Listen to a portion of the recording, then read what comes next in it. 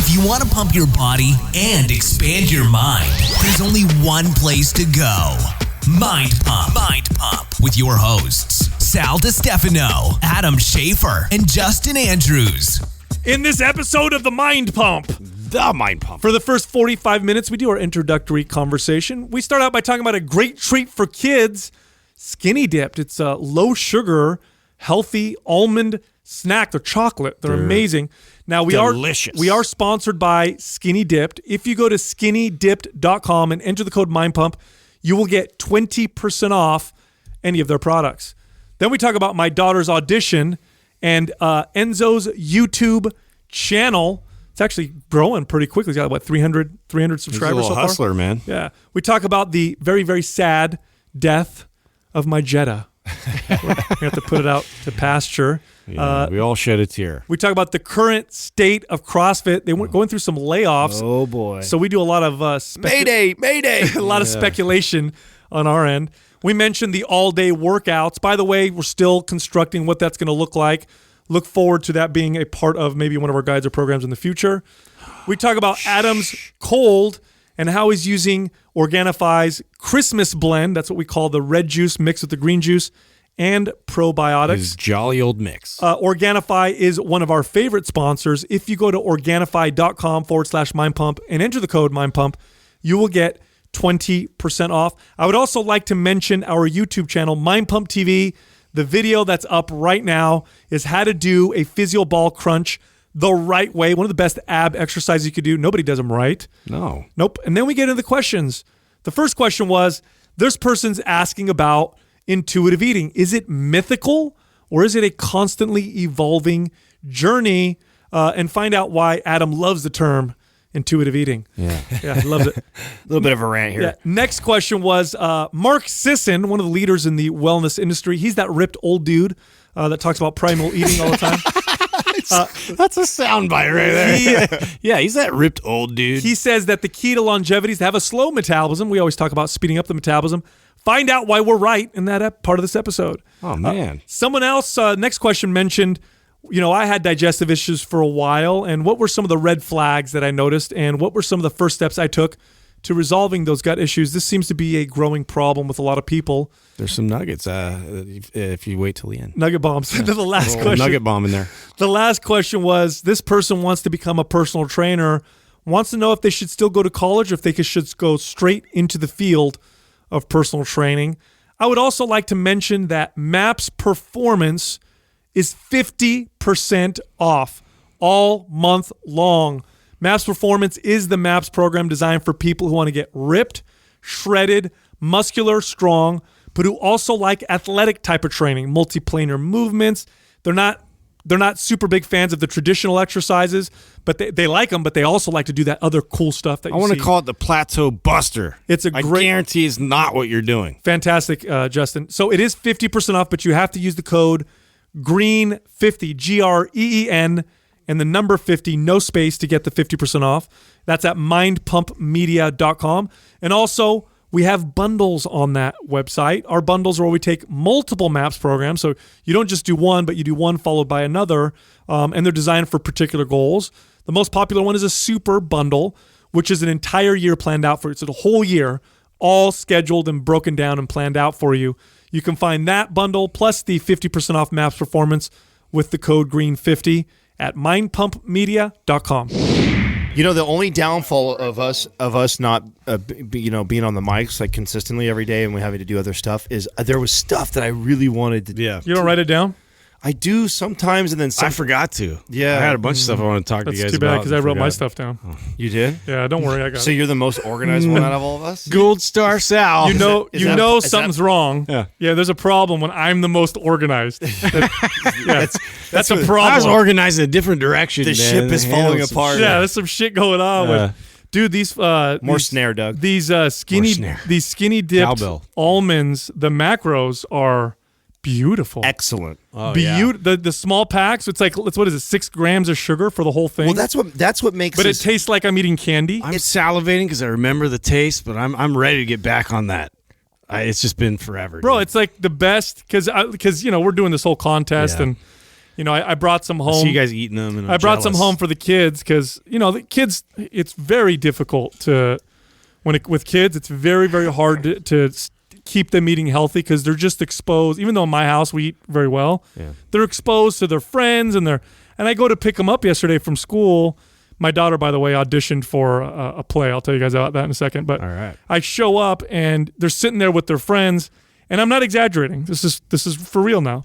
One of their friends has like Hostess cupcakes. Another one has this Rice Krispie treat with like chocolate in the middle. Another one's drinking a big old thing of Sunny D, calling it orange juice when it's obviously not. Yeah. And so my kids are looking at me like, because I don't get it. So, I had the skinny dipped almonds. I had the chocolate flavor. Was it cocoa, I think it's called? Dark. Yeah. Anyway, so good. So I'm like, hey, I got you guys some chocolate. And my kids were so happy, but no, it's great because such a healthy option for snacking. Yeah, I mean, you want to give them a little bit of a treat every now and then too. It's like that's a great one to do, like in opposition to like the Hostesses and the cookies and all these types of things that are out there that they're gonna eat anyway, out with their friends. So yeah, that's one of them. Well, it's almonds. It's almonds. And it's very, very, very and little it's dark sugar. and it's dark chocolate. Yep. Yeah. So talk about talk about a good thing to if you're going to introduce a treat to a kid or anyone, even yourself. Like, that's why I had some too. Even though we're doing this right now, I mean, I can eat almonds. Yeah. It's not. I mean, like I said, the sugar's so low in it, but it tastes so good. Right. There's some magic engineering going on over there or something. Yeah. Well, it's really good. What they did, which I think is brilliant, is in the past, it's not the first time I've had chocolate almonds. It's not like it's revolutionary or brand new to us. But in the past, always chocolate almonds are always chocolate with chocolate with a tiny little almond in it, and they just flip the game on its head. It's like you don't really need that much chocolate to give it some really good flavor. But it's also like real. Real chocolate. It's not the fake candy. That's the other thing too. It's not garbage chocolate. It's a better source of chocolate, and then it's just a thin coat, so you get this nice little chocolate. Yeah, taste. and the small pack is something like I saved the macros because I was pretty surprised. Well, when we first got sponsored by them, I didn't know that they had those little packets. And it was when Enzo came in, I was like, dude, where did you get those? He's like, oh, yeah, no, if you order online, you can get these. We had all the big ones, almonds, period, can be dangerous. I was telling someone this the other day. Well, because they're nuts, right? So they're higher in calories. Right. 230 calories for the package and a total 7 grams of protein, 6 grams of sugar, 5 grams of fiber. Wow. I mean, they're really good. That's not a whole lot. No, they're really, really good macros for a snack, and compared to a package of just plain almonds, it's not a huge difference. It's not going to kill you, yeah. No, coffee ones are my favorite. You like the coffee ones? Yeah. Freeze. Put them in the fridge. Yes. Put them in the fridge. I put them in the freezer. So good. Yeah. Yep. So good. Yep. So anyway, so my daughter yesterday is doing, she goes to do an audition for, what is it, Scarlett's Web? Charlotte's Web. Scarlett's Web. Scarlett's Web is Al Pacino. Yeah. It's like Charlotte's Web, but Scarlett's Letter. Yeah. So you got that confused. Yeah. So Charlotte's Web, and man, I might have a little like actress on my hand. First off, she did that talent show. She did stand-up comedy already. And in the talent show, all the other kids were either playing the piano or dancing, stuff that they practice all the time. My daughter's like, I want to get on stage and I want to tell jokes, which is so awesome. Yeah, it takes a level of guts that I would not have had at her age. Then she comes here because I brought her here to work, was it 2 weeks ago with my kids? Mm-hmm.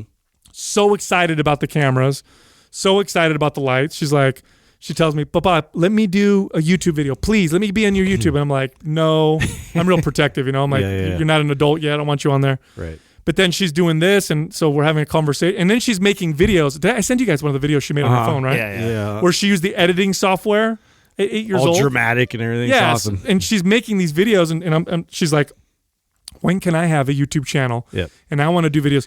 So what I'm going to do is, because part of me's paranoid parent, like I don't want you out there on the web putting yourself out there because there's a lot of creeps and all that stuff.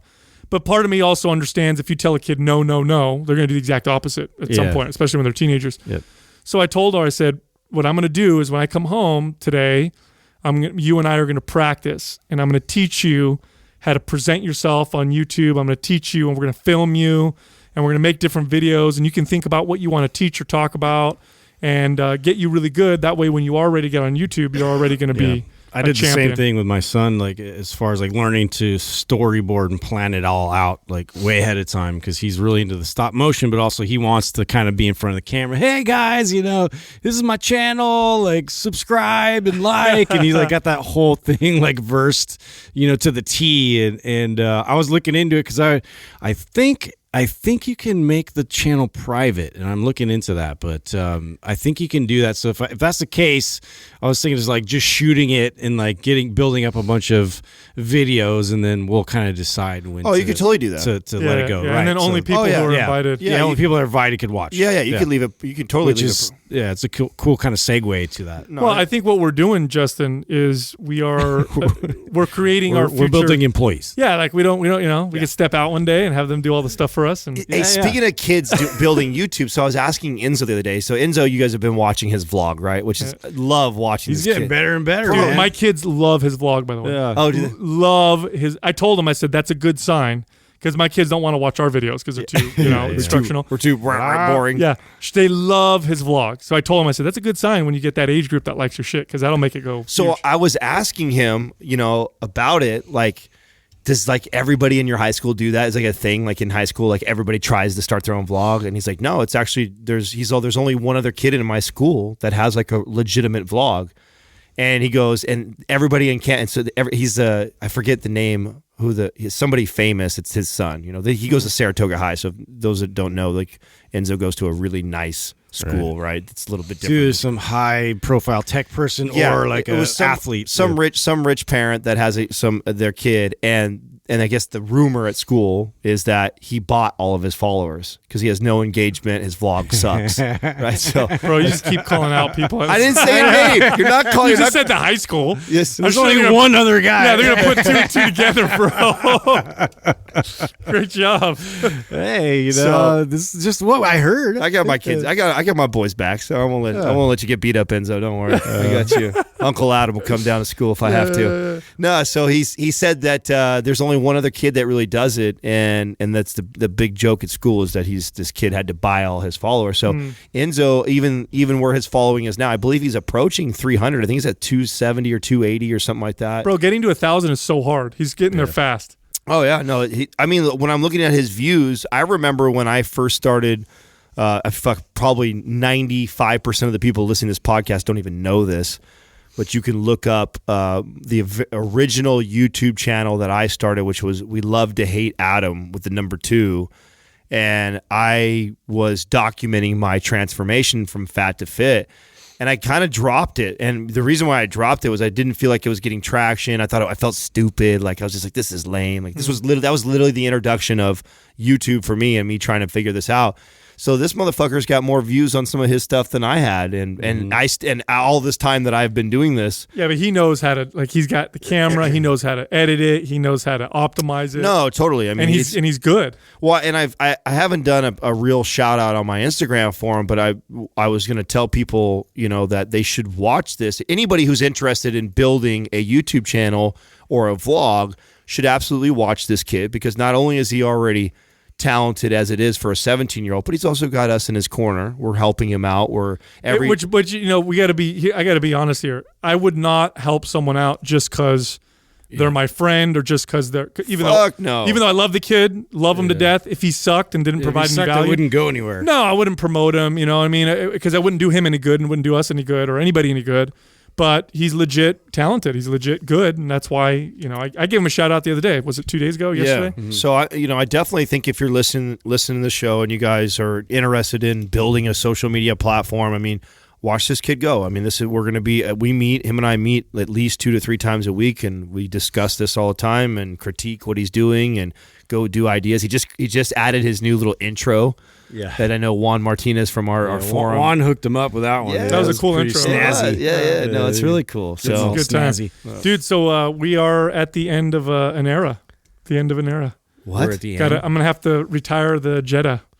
Oh no! Don't do it. No more Jetta jokes, dude, bro. I'm so mad. We gotta take a bunch of not because I pics. love that car, because you guys know me. Like when it comes to certain things, I don't care about spending money. Not a problem. When it comes to other things, I'm the just the cheapest motherfucker in the world. And when it comes to cars, that's I have this weird like fight. It's so funny that you're that way with this too, because I know I've talked about this on the show. There's a handful of things in our life that you will use as much as a car, a television, and a bed.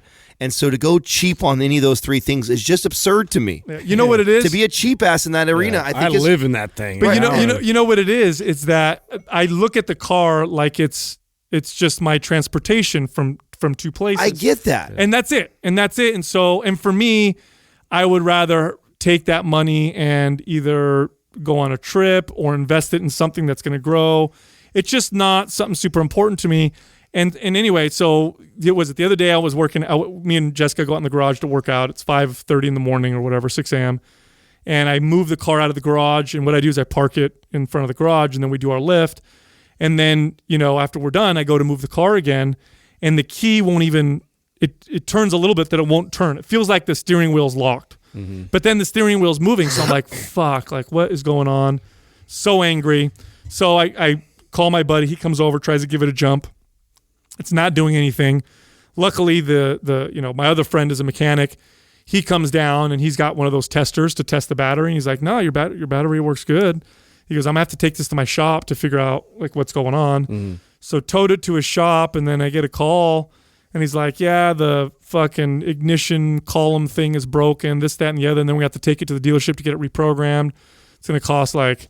I don't know. He was going to hook me up, but without his discount, it would have been like $2,000 or something like that. So when it's time to buy a new car, when it costs more to fix it than your car is actually worth. Yeah. It's worth a little more than that, but it's not worth that much. And I should buy one anyway. I've just been putting it off. Yeah. So there's just some incentive now. Dude, you deserve a grown-up car. Come on, man. It's not you about, deserve a grown-up car. I deserve whatever I deserve what I want. It's not that. It's that. Anyway, I was looking at cars over the weekend, and I'm looking at these really nice cars, and you know what? Here's the conversation that goes on in my head, right? So I look at these really cool cars. I'm like, damn, that looks like a sick car. Yeah. Maybe I could drive that around. That's kind of cool. And then I'm thinking in my head, like, why do I want that car? And I'm like going through my head. I'm like, well, it's kind of my ego. I want people to see that I have a cool car. Do I really want like that? Do I really want that kind of a car? So I'm just going back and forth. I think I'm just going to get something nice and practical. Like a rabbit. What is the nicest car you've ever owned? That I've ever owned? Yeah. Years Did you ago. ever buy yourself a really nice car? Yeah, I had an Acura. I had an what's it called? A TL. Type. It was a nice car when I got it. Did you buy it pretty used though, or was it new? No, it was brand new. Oh, okay. Yeah, it was brand new. Every car I've ever owned, I paid cash. I don't like making payments or financing, but I don't know. We'll see. I'm going to get something decent, something more practical. The other thing too is I feel like, remember I owned a home when I was married, got divorced. I don't have a house anymore. And so I would rather buy something like a house first or property first before I get like a really nice car. So I'm going to get something decent, something practical, but I don't think I'm going to go, super nice or whatever. But anyway, you need some space for the kids. I'm going with you, so I'm going to do I'll tell the audience I'll do my best to I'm going to come back with like a badass whip, Mercedes. I don't know if I can afford it, Adam. Shut up, you deserve it. I'm going to be with Jason. Get him a Challenger, like some balls in it. I just want him to get something. Here's the thing, when you have, there's certain things that having like a really there's one of the things I love about the Denali, right, is I start my car from inside of my house. It heats up. It turns to all my temperatures I want. You want to know what my mind thinks? What? I think, fuck, that's a lot of a gas. How much money you spend on gas? That's where my mind goes. You guys call me an old man. I know I don't blame you guys. There's definitely certain things about me. It's like I'm a 60-year-old dude. Well, for sure, when I was in my early 20s, I was definitely wasteful, and I did a lot of stupid things that fed my ego that were not practical. Mm-hmm. But as I got older, there were certain things I was like, you know what? There's certain things I appreciate climbing into a very nice, expensive bed, because you know what? You have really nice, expensive bed. Fucking is comfortable as shit. Mm-hmm. I get the most amazing sleep. We talk about how important sleep is on here. I watch TV. That's one of my favorite pastimes is to veg out, watch a good movie, or watch our favorite series. So to experience that with a badass, big, clear TV is very important to me. I drive in my car. I spend probably 30% of my life in my car driving to and from. I want a great stereo system. I want great handling. I want comfortable seats. Spacious. Yeah, all these things all matter to me. You find a lot of value. I'm not, by the way, when I say for me, I don't see, it's hard for me to spend a lot of money on a car. That's because I don't value it the same way as you. I don't think what you're doing is stupid. if you value it that much, well, yeah, that makes sense. You know what I'm saying? Yeah. It's just for me, the way I value automobiles isn't. I appreciate them, by the way. I totally appreciate them. Like I can get a nice car and be like, wow, this is great. But because I don't value them in the same way, I almost feel like it'll be a waste of money because how often do you get your car cleaned? You're like when you get a scratch on it, you take care of it. I don't. Yeah. So I spend $50,000 on a nice car. You're gonna be like, go wash your goddamn car, Sal. You don't wash it since you bought it. I'm not gonna. You know what I'm saying? This is how much I am about this, which I know this just make you cringe because having an extra vehicle is just even more crazy. I like to have like the Jetta or the Corolla for me. You know, and you got the beater. Yeah, the car that I just beat the fuck. I used to have that. Whatever if it gets keyed, whatever if it doesn't get washed. Like so, then I have the car that I like to go. Here's the thing too. Like if we were to go to your house and we were to go to dinner and you were to drive us, don't you feel weird when you have like you're a grown ass man and you have a couple that has to get in the back of the Jetta? No. You know what doesn't feel. I just so I've thought about this. So I've thought about this. You know, so here's where my thought process goes with that. I had a client. I've had several clients who I've connected very strongly with because we were very similar in our personality and values and all that stuff, and they were extremely successful. One of them was a tech like mogul. I don't want to say his name because people will know who he is, but let's just say he's worked, side by side with like some of the most famous tech giants. Rhymes with mobs. Yeah. I mean, he's just the guy's a mogul, right? And he'd come and he'd train with me, and he drove, a Nissan Pathfinder that had 200,000 miles on it. Trained another guy who was a surgeon, brilliant surgeon. He drove a Tercel with 150,000 miles on it. And for me, when I met these guys, they were super cool guys. I mean, if you look at their houses, and then you could tell, like their homes were just incredible. See, now I can. There's, but then I respected them because I'm like, whoa, like they're so.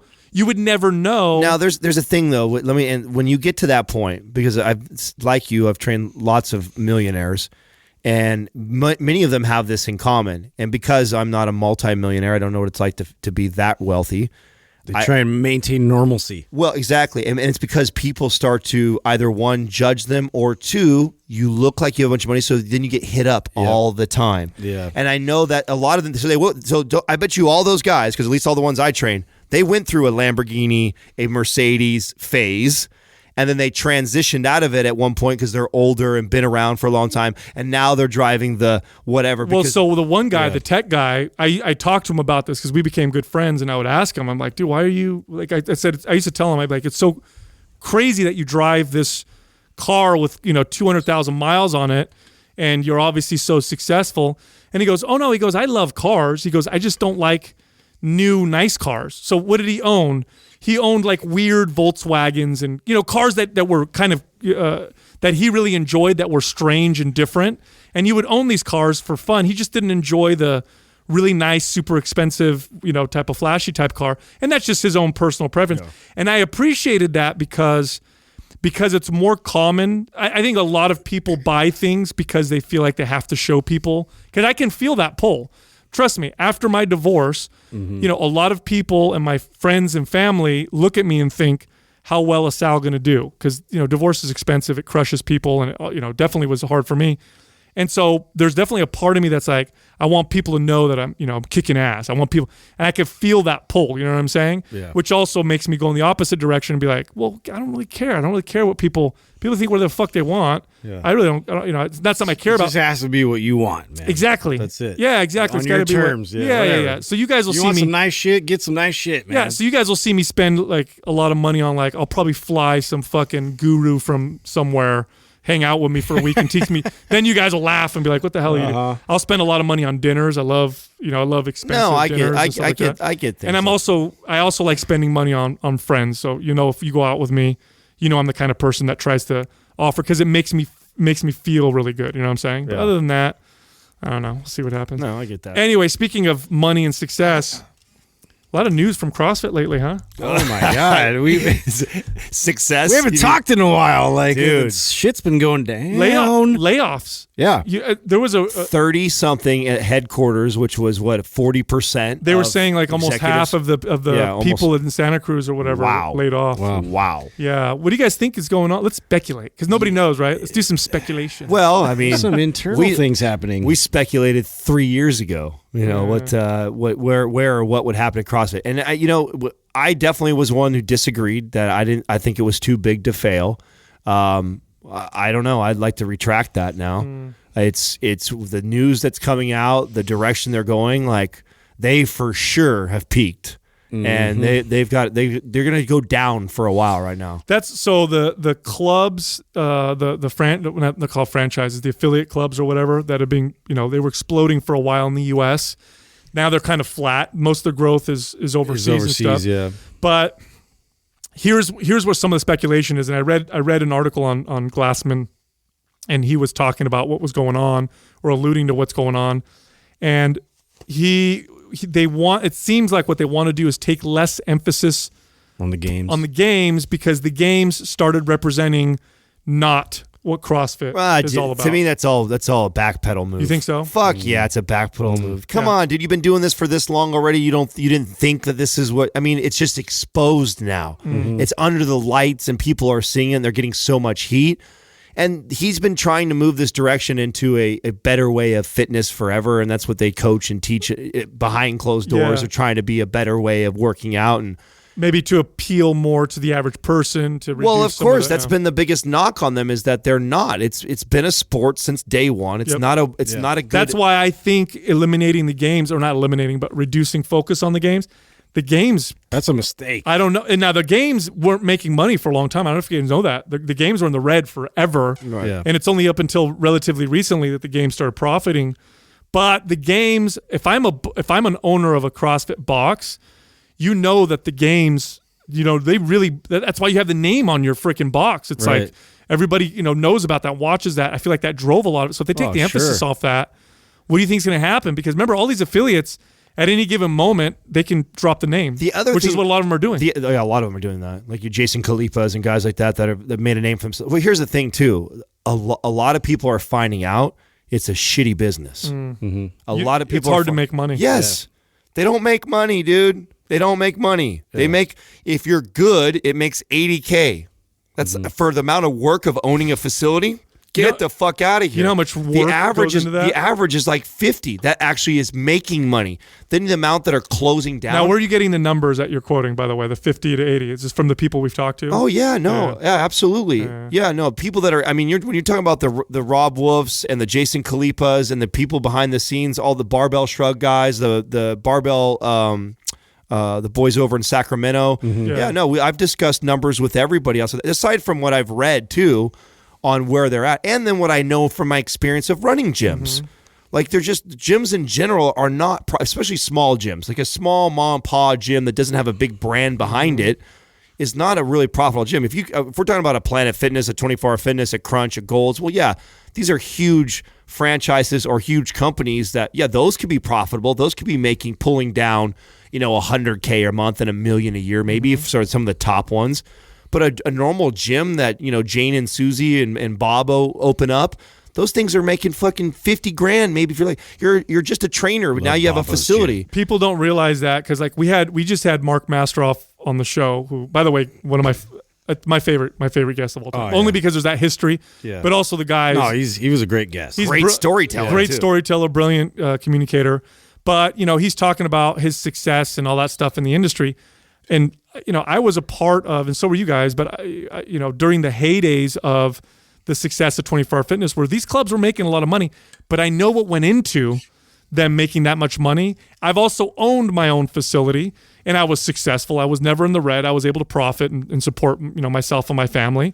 We know what goes into making money in these facilities. And, if you're crushing it, if you're just killing it in a CrossFit box, you're maybe making, $100,000 a year, and you're working your fucking ass off. Yeah. You're there 12 plus hours a day. Yeah, you're there 7 days a week. And that's if you're morning killing to night. it. And then you get to that point, and the natural progression that they all think is the next best thing is to open a second one, and a third one, and a fourth one. And Mark said in that interview best, like, nothing is harder than doing the second club.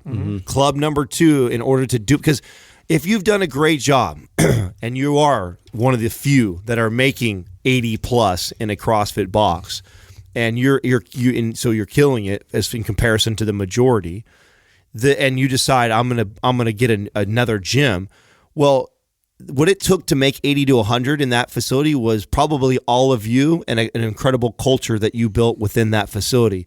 And so when you all of a sudden become divided between two, it's impossible to give each of those 100%. So then you not only have to be a great operator and a great person that can lead a facility, then you have to be able to lead other leaders and duplicate. Delegate. Yeah, delegate and duplicate. Like that's not an easy task, and rarely ever does that same person have that skill set, all of those skill sets. Here's the advice I give people when they open up a gym and they want to open a second one. I always say the same thing. Get to a point where you don't have to work in your gym first. If your gym can succeed and make money and you're not there, without you, then go and try and open one. So in other words, what you don't want to do is you don't want to be in a position where you're working. And this is, by the way, when I say these numbers, I'm not just saying this is this is on the fringes. This is the average. If you're running a gym and you're making profit, not even a lot of money, just profit, you're probably in there on average 10 to 12 hours, 6 days a week at least. Okay, that's just the average. So if you can remove yourself from that gym and it's still profit, now you can dedicate yourself to opening another gym. And that makes more sense than what I see a lot of guys doing where they're working 10 to 12 hours in the gym, they're making money, and then they try to open another one, and then they try and develop someone to run that other one. That is a very backwards way of doing it. What you should do is train and develop someone to run the one you're in. Right, and prove that you can be out of that one. Prove you can be out of that one, then move and open up another location and see what happens. But yeah, we'll see what happens. But that was a huge layoff. Huge situation. That's a big deal, dude. It's a very big deal. The tide is turning. What was I read a stat. Was it on our forum? Someone posted that. How many shoulder tears or what happened in the games? Did you read that? Oh, pec tears. Oh, it was 26. That's what it was. Oh wow, I didn't something see like that. 26 pec tears in the games. That's fucking That's crazy. Yeah. That's bro. If you compare it to every other sporting event, football, it's like basketball, MMA. Yeah. Bro, worse. Those are the only guys. That many injuries in one major event. Yeah. That just goes to show you the poor programming, even at the elite level, dude. Mm-hmm. Yeah. At the elite level, what are you doing having guys and girls do dips for reps to that depth with that kind of weight? And it's just insane. And no, fatigue. if we look at the classic strength, it's just about punishment. If you look at the classic strength sports that are have relative popularity, you have powerlifting and you have Olympic weightlifting. Now, both of which there are lots of injuries because these guys are maxing out. However, neither one of those sports is a reps to fatigue type of sport. Could you imagine if powerlifting was a 15 reps to fatigue sport with squats and deadlifts? Right. The injury rate would go through the roof. Right. Could you imagine if Olympic lifting in the Olympics was, rather than do one, you're doing as many 15, as you can. 20, or as many as you can for time? Yeah. Can you imagine as many as you can for time? You are going to fucking hurt yourself. Yeah. You should not. This is the biggest mistake that CrossFit ever made. And I can see Glassman's rationale here because the guy is absolutely brilliant. He did create a brand that exploded and he capitalized on it. No one's denying that. No, the dude is brilliant and his mark will be left on the fitness industry forever. For sure changed the fitness industry in a fundamental way. Whatever happens to CrossFit and many or not. Positive ways, which we've talked about on the show. I Yes. mean, when you talk about getting people back into deadlifting and squatting, his name will be in the history books, up there with Joe Gold and Mark Mastroff and all these other leaders.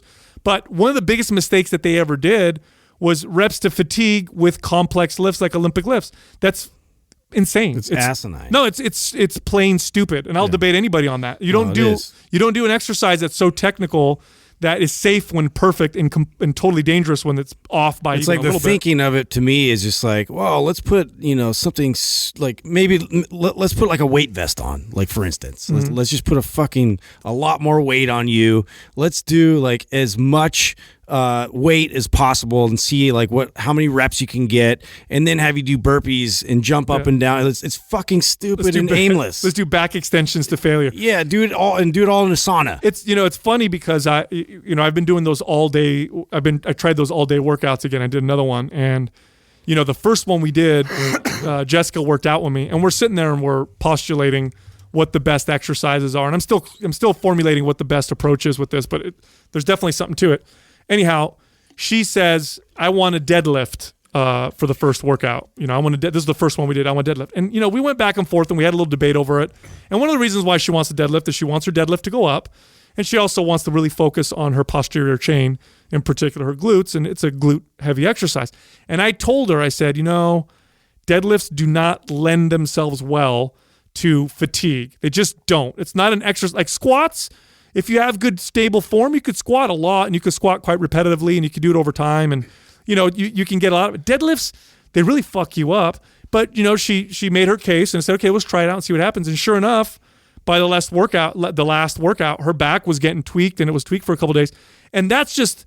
Well, there's a reason for that. You know that, right? Yeah. There's a reason why deadlifting doesn't lend itself well in comparison to squatting, because of how the movement starts. And when you break down what happens. Right, yeah. Mm-hmm. The hardest part of a deadlift is the very beginning of the movement, is ripping off the floor. And if you're fatigued, that's where any sort of breakdown. So the first 6 inches of getting that weight off the floor, the first 6 inches into squat is one of the safest times. You're decelerating.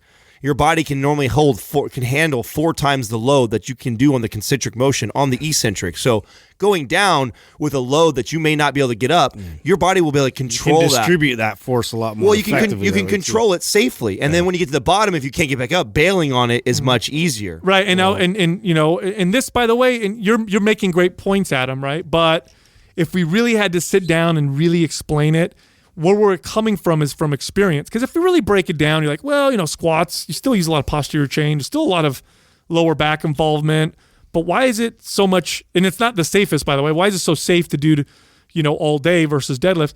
It's hard to answer, but the answer comes from experience. I just know, because I've been doing this for so long, that back extensions, good mornings, stiff-legged deadlifts and deadlifts, probably not good exercises. You don't want to do them to fatigue. Yeah, probably not good ones to do all day long in that kind of a structure. You know what I'm saying? So anyway, but speaking of those all-day workouts, I've been getting tagged probably... I see people doing them now. Probably 15 times. 15 people have messaged me. Of course. And I've had, let me think, 1, 2, 4 people who've hit PRs in different lifts, all of which they were already strong, fit people. So it wasn't like they were beginners and they hit a new PR. Like one guy's deadlift, he was stuck at like 475. Another person's overhead press was stuck at 200 pounds. And every single person or all those people have had these PR things. And then I've had people message me that I'm not the first person to talk about doing that. Obviously, I knew that. But they're showing me who these other people are who've been talking about this thing for a while. So I've been doing more research. And there's a lot of science to support, that strategy. And there's a lot of different approaches to how you can apply it. So I'll keep everybody posted on what it looks like and all that stuff. Well, we need to talk about as we approach the end of this competition and the end of this month, because we have scheduled an all-day lift together, correct? I think so. It should be in our I believe that's next Friday. I think we're 7 days out for that. So okay. I do want to make sure that we communicate what exercises you want to do, so I don't fuck myself by training one of those the day. Oh, I see. I would say pick whatever you want. I don't know. So maybe we do different stuff. Yeah. Okay, cool. Yeah. I'd rather that. I'd rather do what I think is best for my body at that time. Because there's a different approach. The approach I've taken so far is I do these big gross motor movements, and I do relatively low reps. I think high reps will probably just fry me. Yeah. And I'm doing these big gross motor movements to get the most bang for the buck. And really my goal is to get stronger at them. But there's a lot of other approaches where people are picking body parts. So like I've been tagged and people say, Rich Piana talks about doing a workout for arms like that. And, other people are saying, you could do that for a body part and bring it up. Right. So another approach would be, pick 2 or 3 body parts that you want to focus on and do more of a bodybuilder style all day workout where I might do something like that. You know what I'm saying? I haven't tried it yet. So I don't know, but it sounds interesting to me. If you really I've been intrigued since the first time you did it. I think it's fascinating. I think it's going to be really interesting to see how my body responds to it, and I'm skeptical. I think that I can get the same type of gains by just increasing my volume over the course of a week that way too. So, but I'm definitely down to do it. It sounds to me like another way to like add a cooler, like more advanced kind of technique into the arsenal, right? Like we talked about like PAPs and like some other, more advanced techniques that actually work to then, maybe elevate you through to get you to the next platform as far as like, okay, I got a new PR because I'm applying like some extra, techniques that are a little more advanced. If it works, if I get the same experience that Sal's getting from it and I'm blown away by it, I already know why it's not popular. It's not popular because it's just too commit. Yeah, how many people? Not a lot of people are willing to dedicate an entire day. You would be surprised because you're right. For the mainstream, probably not. But think about gym rats will be. Yes, all I ever needed. All they need is another excuse to fucking live there longer, bro. As a gym rat, if I heard that this, because I thought, oh shit, if I as a bodybuilder type of guy, like 100%. If I feel the response, see the response you're getting, and have such positive, I would do. Because I've already done similar type stuff. I mean, I've been in the gym 3 times in a day. Yeah, you told me about that one time. I guess you were home. Yeah, and that whole week that I had off, where I was training like that, where I was going in 3 times a day, and I was just kind of breaking the workouts all up. Are you feeling better now? Like you were a little bit sick there for a minute. I don't know what it is. I don't know if it's because I was supposed to be the lead horse in this whole fucking competition, like I'm supposed to win, that I got all. I get all the fucking disadvantages here. We've been praying to give you plagues. I don't know, dude. I feel like someone is fucking with me because I've been sprinkling viruses. I mean, last week I have the shoulder. You're going to have boils That next, was a little bit of a setback, and I'm like, motherfucker. But then I still felt good. I'm on pace. And then I get hit with this stupid cold, man. I'm like, getting it now. And what's really making me mad is that I've got it. And you guys hang out too much. It's not keeping me after hours. Yeah, it's the making out thing for sure. It's not keeping me from my daily work. And I even trained the other day, but I want to push. We're at the last week right now. Like if there's a time I want to scale some volume up, it's right now. And I'm like, I'm really nervous to do that. Also knowing that I'm also kind of depleted. Yeah. So I'm in. You know what I think killed you is your sleep, because you had a few days there where you came in and you said your sleep was shitty. Yeah. And it was right after that you got sick. Dude. That kills me too. If my sleep is off, then. Are you doing anything to help you? Yeah.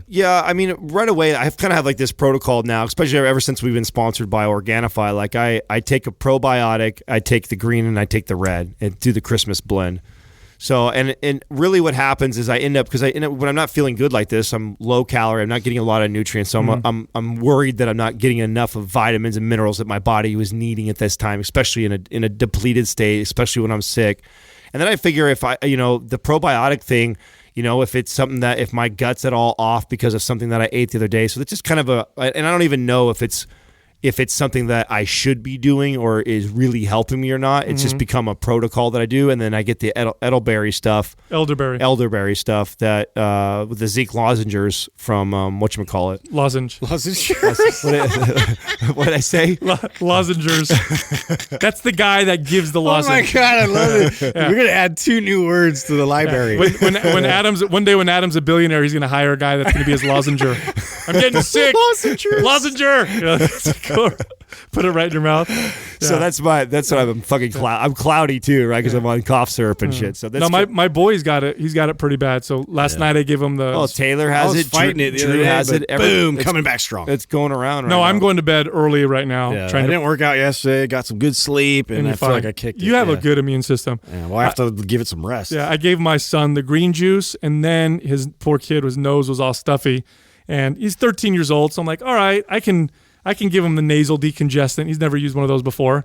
And I knew it would blow him away because he couldn't breathe, you know what I mean? Yeah. So I'm like, here, I'm going to squirt this in your nose. I want you to suck it up and through your nose. And so he's like, what's he going to do? I'm like, you'll see what happens. It'll be fun. Yeah. So I do it and he's like, oh, it tastes so gross. And he's like coughing. And 3 minutes later, he looks at me, he's like, I feel like there's a big hole in my nose. I could breathe right. Right through. He's like, why don't I just use this all day? I said, calm down, buddy. I said, you use this all the time. You ever use a nasal decongestant too often? Bro, those are bad. You can get addicted to those. Bro, people get addicted to those. I did it once. You start to ramp up how many you're doing. Oh, your sinuses seal like a fucking dolphin's like asshole. After a while? Yeah, your nose, you can't even nothing goes through because it just, and you're like, you're fucked. So, but I saw. You know what I use? That's a better natural way to get the same kind of effect. Those cocaine. That's it. That opens it right up. This little bum bum bum. You know that drip? That's the same feeling that you get right Is there. Is it really? Yeah, that's the same drip that you get. Oh yeah. Okay. The strip is what. What, you haven't done cocaine? Not yet. Oh wow, it's on my list. He said not yet. We're waiting for that. He's all. It's Saturday.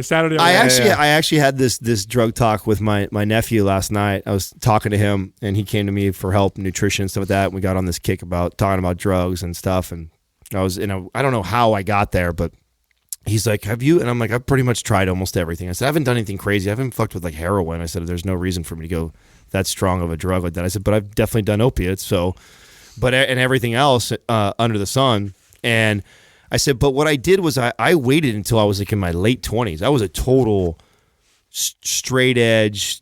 And the reason why I was, and the same reason why he is, like he's totally this way too, is, him and I both have family members very close to us that we've seen battle drug addiction. Oh, so you were just so opposed. So opposed of it. I was so opposed of drugs because of my experience with my family that I hated it. I was anti it. Anyone who did it was a loser.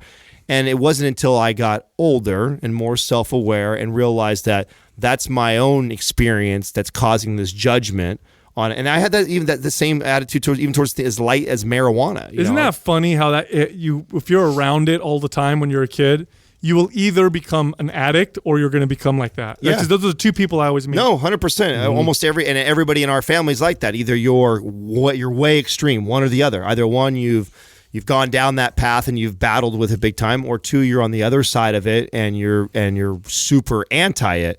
And then I got older and I just, I've asked myself, I've seen enough people responsible people that I know that like, oh shit, they've done this, they've done that, and this guy's got his shit together, this girl's got her shit together, like, okay. And then I felt like, okay, I'm in a place in my life where I feel comfortable that I could try something and I'm not going to fall down this addiction trap. And because I was so afraid of that, I did. And so him and I were having this talk. He's 22 years old right now, and he's started his career, and he's making good money now, and he's responsible, and he's always kind of had that attitude. And I said, I said, drugs have gotten a really bad rap because people end up, irresponsible people take them a majority of the time.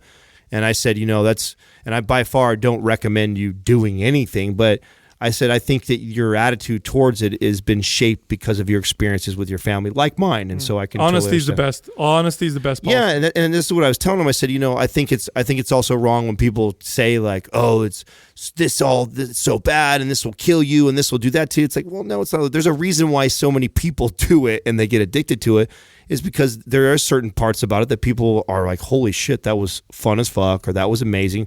But that's also what leads to them. Oh, I know where we went down this path talking about steroids, because he's asking me about, Uncle, what do you think about, I know that you were like taking a therapeutic dose. Like, could you take a therapeutic dose for the rest of your life? I said, yeah, I mean, technically I could. I mean, we have people that have been taking it for 30, 40, 50 plus years of their life. And if you have abnormally low testosterone, you could argue that it would be healthier for you to take a therapeutic dose to keep you there. I said, but most people don't need to take it. I said, I needed to take it because I fucked around with steroids when I was younger. And then now I put myself in this predicament. I said, but that's where you got to be careful, because that's how I said all my buddies that I know that compete or into bodybuilding or in that world, or that consistently take steroids, they all start off with, I'll just take a little bit, and then they see the gains, they see how good they feel amazing, and then they take a little bit more, and then next year they take a little bit more, and then before long, they're consistently taking this, and then they're starting to take these doses that are extremely high just to get the same feeling and response. I said, they're all these drugs are the same way. So we can compare steroids to cocaine to all these things. So, it starts off for everybody as it's not so bad, let me try one little thing. And that's where, before you ever even think about experiencing anything like that, you do your homework, you do your research, and then you become aware of that's the path, how it goes. Yeah. It starts off. It's funny. I had a conversation about drugs with my son last night. He was actually asking me about all kinds of shit, because I told him, you could ask me anything. He's like, okay, well, why did you and mom get divorced? I'm like, oh, here we go. So, we went down that road. First question, huh? Yeah, and he's like, well, tell me more about sex. And we went down that, and then he's like, all right, well, drugs, like, why do people do them if they're so bad? And so, but I think the best policy is to be honest, because he's going to learn the truth anyway. And what I don't want is to get later on and be like, oh, my dad was bullshitting me, or what I thought was true isn't true. Right. And let me figure out the truth for myself. You want them to be as informed as possible so they can make the best decision. And my belief is, if somebody's confident, if they feel good about themselves, if they have purpose, then they're more often than not going to make better decisions for themselves. Oh, yeah. That's my belief. This Quah is brought to you by Organifi. For those days you fall short on getting your organic veggies or whole food nutrition, Organifi fills the gap with laboratory-tested certified organic superfoods to help give your health and performance the added edge. Try Organifi totally risk-free for 60 days by going to Organifi.com. That's ORGANIFI.com. And use the coupon code MINDPUMP for 20% off at checkout. First question is from Parlor Life. I feel like intuitive eating is this mythical place where your diet is all figured out. It's a unicorn. Do you feel that way, or do you see it as more of a nutrition journey that is constantly evolving? The latter, for sure. Yeah, there's a lot of misconceptions around intuitive eating. First off, it's partially your fault. It's called intuitive. You know why? You're right. Partially is my fault because good. I'm glad you own that. We've been taught. People have been taught for so long that you find a diet that works for you, and then that's the one that works for you. Or you count macros, and now we're trying to break free of that. Now everything's solved for you. No, the reason why I talk so much about intuitive eating is because real life is different than getting ready for a competition or counting macros or going on a diet to lose weight. The reason why intuitive eating is intuitive is because everything changes all the time. Yeah. The circumstances of your life change all the time. Everything from your job to the stresses, your sleep, lack of sleep, your job, your workouts. Are you sick? Are you not sick? Maybe now you have gut issues. Maybe now you have some other problems going on. Then on top of that, your body changes all the time. Listen, your diet has to follow it. Your diet, it's just another way of defining like flexibility, right? You need flexibility in your life, especially with nutrition. Intuitive eating is kind of like juggling knives with a blindfold. What? Whoa. It's like juggling knives blindfolded. That's almost ramp water. That's what it is. Almost. Yeah. No, it is not. Let me explain. I can explain my analogies. The reason why it's like juggling knives with blindfold is because, first of all, most people shouldn't be doing it. If you have been, I get that connection. If you've been practicing juggling your whole life and you could do it with your eyes closed, like the fucking people that you see when you go to the circus and they do these things. Those people could do that with their eyes closed. It's not a big deal because they've done it so many times with their eyes open.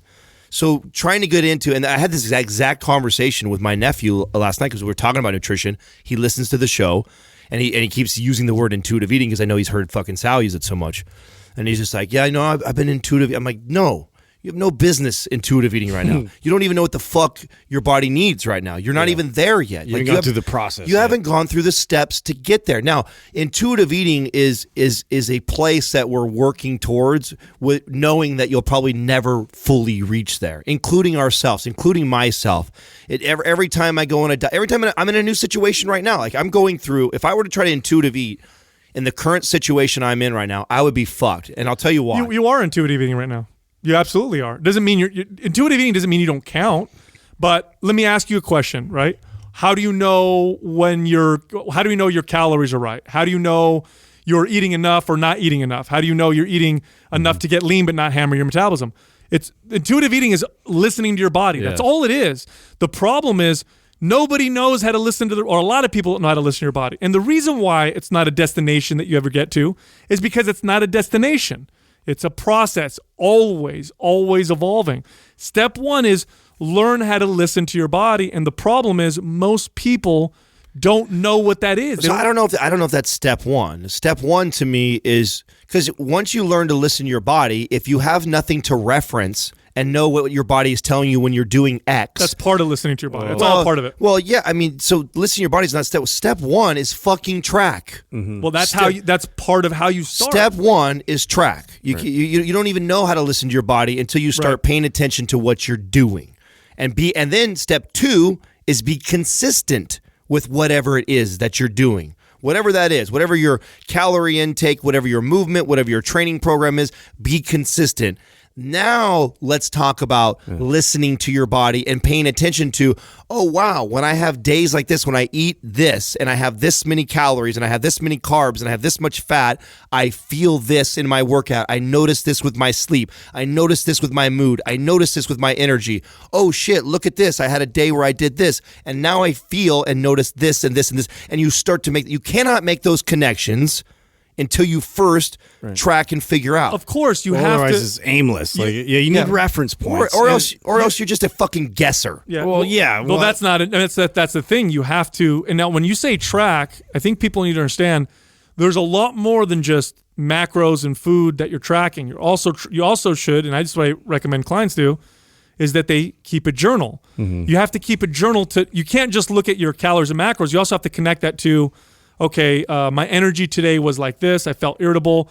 My digestion was off. I went to the bathroom, 2 times instead of 3 times. Terrible sleep, whatever. My skin is off. Because here's the thing, most people connect food to maybe definitely one thing, and sometimes 2 things. And the first thing that everybody connects food to is how's it taste. That's an easy one. Like, oh, I like that one, or I don't like that one. Then it get a little bit more sophisticated. People will connect it to how their stomach feels immediately after they eat, but it's very generic in the sense that if it really fucks up their stomach, they know. Everything else they really don't pay attention to. And that's pretty much it. Like I've worked with people where they'll say things like, oh, I'll say, can you have dairy? And they'll say, well, it kind of gives me a little bit of gas, but other than that, I can have dairy. Then we'll start tracking. They'll start keeping notes in their journal, and then they'll notice, oh, it's not just bloating. It affects my sleep, and then I break out 2 days later. I've now made that connection. So it's like, okay, now you're understanding that there's a lot more than just these immediate signs. Well, in a sense, to me, it's more of like getting faster at problem solving. And so if I'm intuitively approaching nutrition, I've already done those steps like Adam's mentioning. I already have like answers for scenarios and situations, and there's formulas out there to reference.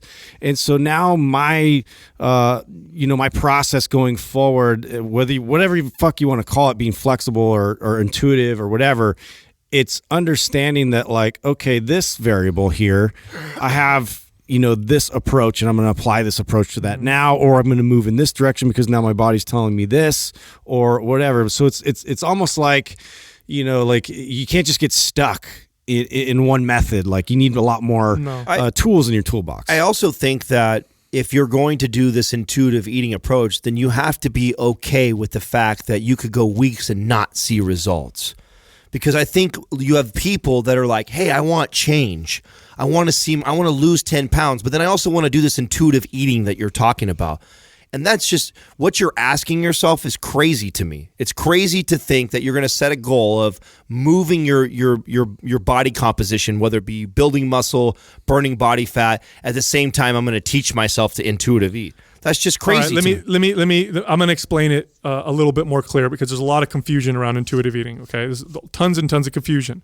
That's why we wrote a guide. First off, it's true. Shameless plug. Intuitive eating doesn't mean you don't use tools. Okay, so what that means is intuitive eating isn't like I have all the answers in my mind and I close my eyes and then I know. Yeah, you could trick yourself. I'll give you an example. Okay, if you have a mechanic with 25 years of experience working on cars and you bring your car to him and you've got a problem, he's intuitive enough to know which tools he's going to use to figure out what's going on. He's not going to get the tire pressure gauge out when he hears a sound that he knows has to do with something having to do with the transmission. Doesn't know exactly what it is, but he knows the direction to go and what tools to use. When you get to that point where you understand what to listen to, if I have an issue, I have a problem with my body, or if I want to get leaner, or if I want to build more muscle, I know my inflammation. There's a strategy. I have all these tools, and I know which ones I can probably apply to figure things out. All it is really is just getting better at feeding yourself what you want. That's all it is. And here's the thing, if you've been tracking your food for a very, very long time, but you get stuck on, I got to get my macros, got my calories, you're going to have a problem and you're not going to be very good at it. Now, if you did it like Adam, where he tracked his macros, but he also paid attention to things like, well, it looks like, you've said this several times, Adam, it looks like when I eat the exact same macros, but if I eat more processed food versus all whole natural foods, I feel better, I'm stronger, and I seem to hold a little bit less water. That's intuitive eating. Intuitive eating is not magic, and it's not using tools. Paying attention. It's literally you have a toolbox in front of you, which includes everything from keto to paleo to elimination diet to more calories, less calories, carbs, proteins, fats, gluten-free, FODMAP, whatever. You have all these tools in your toolbox. You know where to look, which ones to apply, and if you want to get leaner, I'm going to try these ones because I think I know how my body works. Oh, that's not working. Now I can go in this direction. Or if I want to build more muscle, or if I just want to be healthier. I'll give you a great example. For maybe 2 years, my diet was largely keto style. Now I'm not going to say totally keto because there were definitely times when I went out of it, but it was largely keto. Now that was a tool that I had in my toolbox that I used to manage issues with my gut. And I knew this because I knew how my gut reacted and responded to starches and carbohydrates, in particular gluten types of carbohydrates, but also with other types of starches. And so I went keto. Now, was that ideal for muscle building?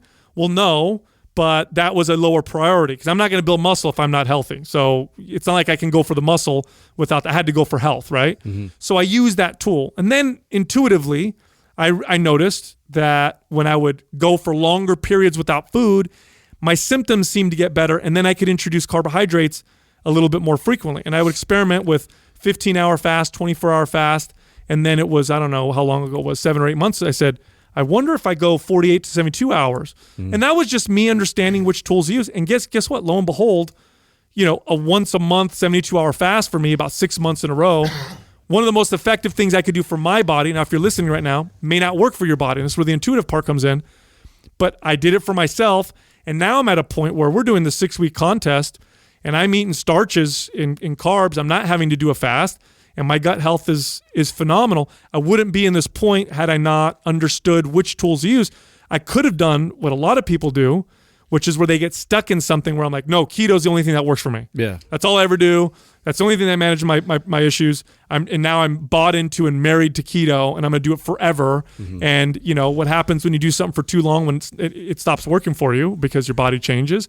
You start to get, how many times I've had people tell me, I have all these gut issues or I've had all these skin issues, but this diet worked so great for me 6 months ago. And it's like, I want to tell them well, guess what? It's not working for you right now. Well, you've changed. This is where I remember when we did the guide, and I remember struggling with the name intuitive eating, because I remember this is what I was worried about, was that people would take this and use it as an excuse to follow a diet where they don't have to track or do anything. It's like, oh, intuitive. That's where I want to be. I'll eat what I feel like. I don't want to be like those weirdos that track their food and weigh and measure. I would never want to be like them. But I would, intuitive eating. That sounds good to me, where I just try and figure out to listen to my body. Most Americans intuitive eat in that way. Yeah. Yeah, they do. I feel like eating this. I feel like eating that, and and it's always a moving target, man. I mean, it doesn't matter how many times. I mean, I've been juggling knives for 15 years of my life, and every time I blindfold myself, I get fucking cut, dude. I always do. And it's because not in a good way either. No, every single Is there time. a good way? No, cut. Yeah, not joke. Yeah, not really. Wow, I didn't receive that one. I got to do one per episode. That's my goal. Justin, you got to be on my back. There's good cuts. Well, you lost me. You lost me too. I was thinking how is I getting good? Yeah. Slashing myself. And I mean, what happened to me right now, right? So, even all the years that I've tracked, I know how fats affect my body. I know how almost every food that I've ever consumed kind of affects my body because I've tracked so diligently for so long. But yet, I'm in a whole new place right now than I've ever been. Mm-hmm. I have never been here hormonally. I've never been here activity level wise. I've never been here without. I mean, I haven't been in this place also with no anabolics. You're a different age. Yeah. There's so many different variables let me tell you, I'm blown away by what I'm having to do in this competition. Well, but the intuitive part is realizing that your body's different, and now you're learning to figure it out. Right. That's the intuitive part that I'm talking about. You're figuring out which screws to tighten. Yeah. It's different. Yeah, you wouldn't, look at you're doing an amazing job with a completely different circumstance. The intuitive aspect of it is what's helping you. If you were just if you're every other Joe Schmo, calorie and macro counter, what you'd be doing right now? What's always worked for you? Which wouldn't be working for you now. Right. And you'd be like, what the hell's going on? Why isn't this working for me? I'd be so mad if my name was Joe Schmo. Yeah. I know, there's a lot of those. Isn't a schmo like a slang word for a guy who gets a smuck? No. Schmoes, I think, what is a schmo? Dudes that hire prostitutes. What? Yeah, really? they call them, that's a John. Schmo? That's a John. I think it's also a schmo. A John Schmo? We should look that up. I've always wanted to know. No, a John who gets a prostitute. Yeah, I don't know what I don't know what a schmo is. Yeah, maybe I was wrong. Yeah. My bad. You know what I'm excited about though, to keep on this intuitive thing, I actually you guys remember Neutrino, and you remember that company, right. I honestly think they were the closest I've seen to kind of try and aggregate all these variables. They're trying really hard to provide all these tools, like, even with genetics and, like you mentioned, FODMAPs and, like lots of ways of like, like figuring out your body so specifically on that level. It's like, that's the goal for everybody. The goal for everybody is to really aggregate as much information as possible so you can, like problem solve. Yeah. Let's paint the picture of the average, American Schmo. individual. Oh, wait, what schmo? We got Schmo is an average guy. hold that thought. An ordinary stupid person. That's No, the average person's not stupid, but the average person, this is their life. They're born, and every day and forever, they most likely, because we're a wealthy country, eat every day. So they have food or meals every day, 2 to 3 every day, sometimes more with snacks. And the food that they're given and the food that they eat, some of it's based on what maybe their parents think is healthy, but a lot of it's based on what they will eat and what they won't eat. So if they're little kids, they're taught, well, if I like the taste of something, I'm going to get more of that. And if I don't like the taste of something, I'm going to get less of that. Then, of course, as they get older and they have more of that autonomy, that's the decision making that they go through with food. It's all about what tastes good and what doesn't taste good. And they've never really truly felt hunger because they've had food every single day. And it takes, honest to God, it takes about 2 or 3 days before you start to, or long, periods of dieting for you to really feel what hunger feels like. And so it's all based off of emotion and cravings and context. And it's very difficult for people to intuitive eat from there because it's like you've had, plugs in your ears and blindfolds your entire life. And now we're telling you to do all this other stuff. You just don't know. Well, let me define what my nephew was, because he kept using the word intuitive, and I was just fine. Well, explain that to me. What do you mean by you're intuitive eating now? Because you hear it on the podcast and you're doing that now. I said, give me an example in your day that you're now applying this newfound term you're using from Mind Pump. And he said, normally at work, what we do is we all go to lunch. Pizza My Heart's been a staple thing, and I go get 2 big slices of Pizza My Heart and a soda, and I wash it down. That's what I normally would do. He goes, and so I'm trying to intuitive eat right now. So today what I did, instead of going there, I made the decision to go to Chipotle, and I had a chicken salad. And I said, now here's the problem with that, is because you don't know a baseline. You didn't track what you've been consistently doing since you to put you at the weight you're at right now and what your body potentially needs to sustain where you're at right now. You may have just reduced your daily caloric intake from 4,000 or 5,000 calories down to 1,200 to 1,500 calories by dramatic drop by intuitive eating. And guess what's going to happen? You're going to see weight loss. You're going to lose weight in the next 2 weeks. And then what's going to happen after you? Because he's got 60 he wants to drop. Mm-hmm. So after we lose your first 10 to 15 pounds and that progress starts to slow down, where do we go from there? Mm-hmm. And that's the problem that I have with people thinking that they're in a place to intuitive. That is not a smart, intuitive way to eat right there.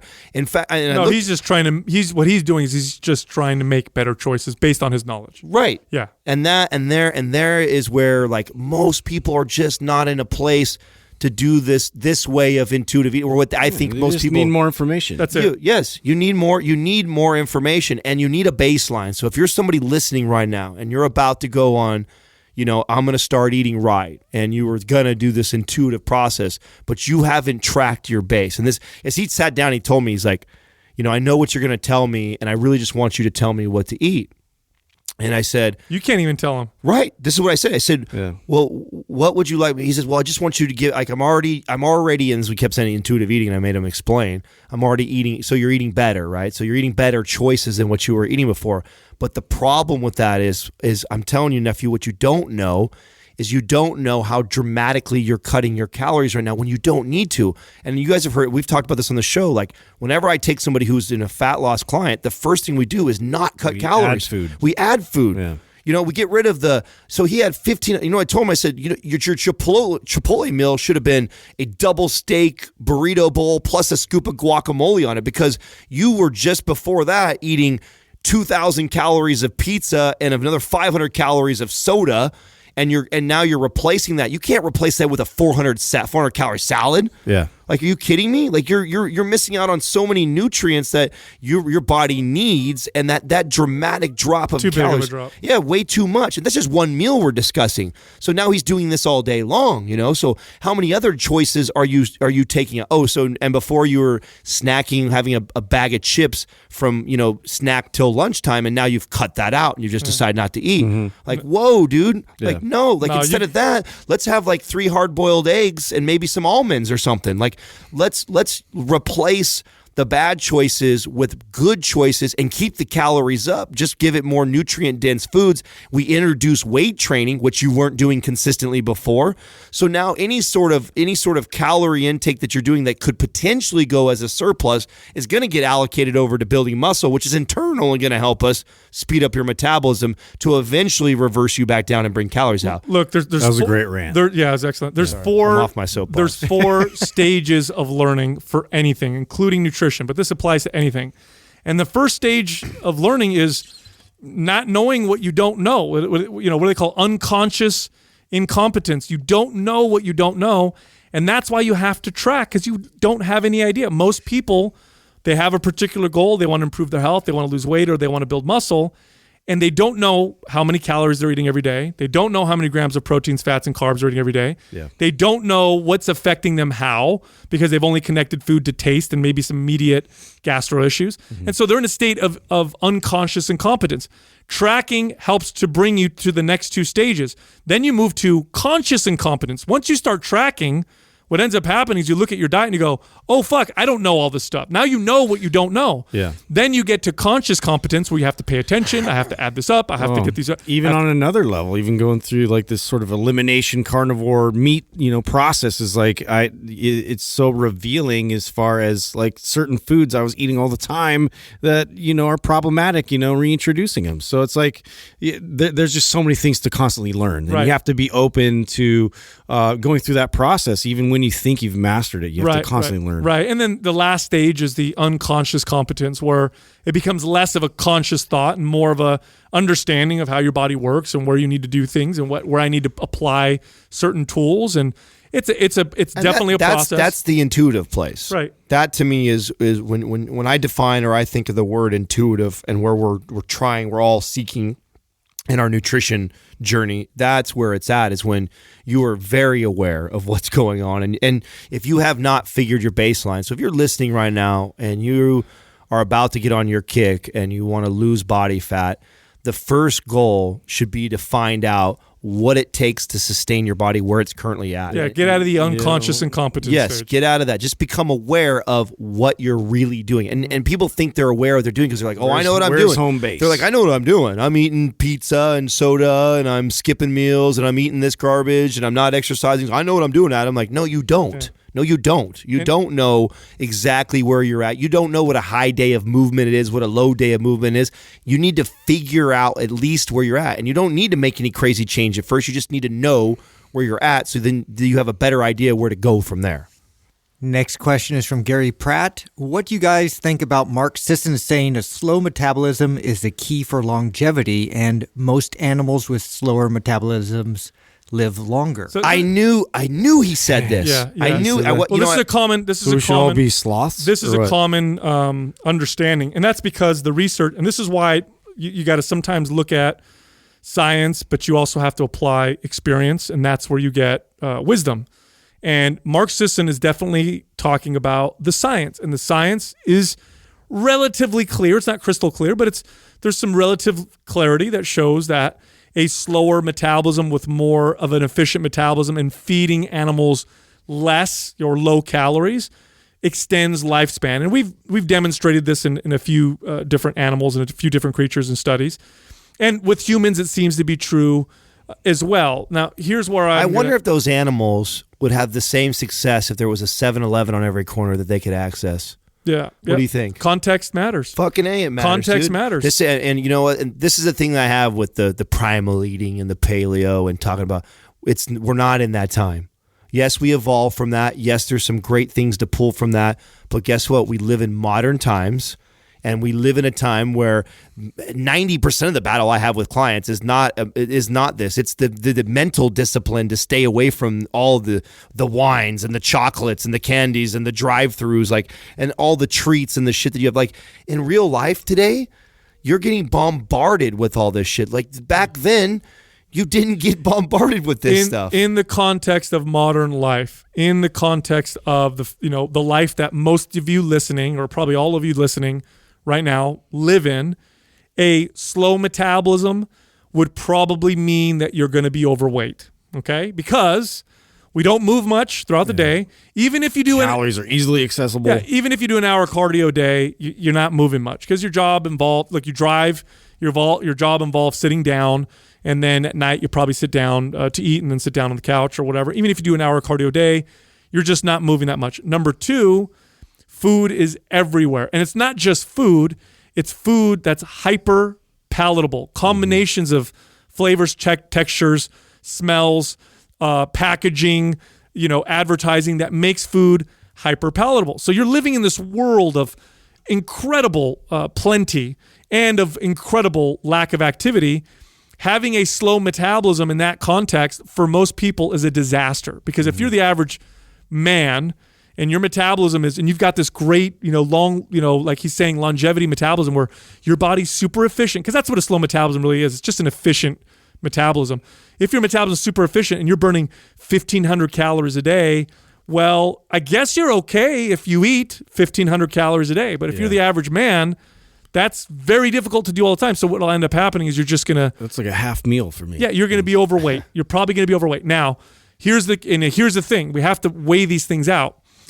Do the benefits of having a slow metabolism, the potential longevity benefits, outweigh the risks and dangers of obesity, and all the problems of overconsumption? Obviously not. I don't think so. It's obvious by what the statistics show with obesity in our nation. Right. There's your test right there. That it's not good. Right. We don't have fast enough metabolisms in our society because people are constantly over consuming. That's right. And then the other thing too, I want to point out with this whole debate about metabolisms.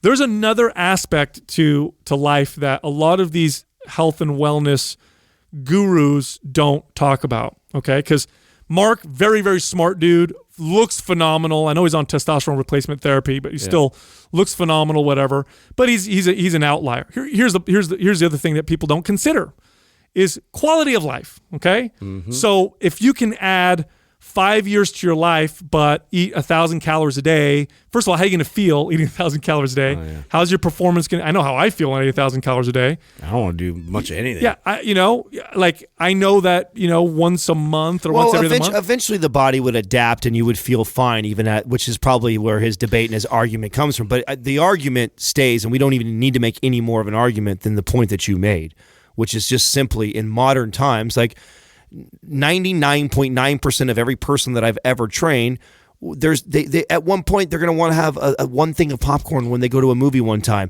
or they're going to want to have a glass of wine or two with their wife at dinner every once in a while. That's the quality of life I'm talking about. Yes, and that's the argument right there. That's what I'm saying. And a bunch of apes, 10,000 years ago, don't have access to all that. And so in that case, where they're all eating the exact same thing and their options are limited to a handful of foods, then absolutely it is advantageous for them to have a slower metabolism so they live longer. Right. But we're not fucking apes from 10,000 years ago. We've evolved. Well, I'd like to also ask him. That is, if we're even in that. I'd also like to ask him then the same question, or I'd flip this question. I'd say, well, strength training or building lots of muscle probably isn't as advantageous as having a little bit of muscle and having lots of endurance and stamina.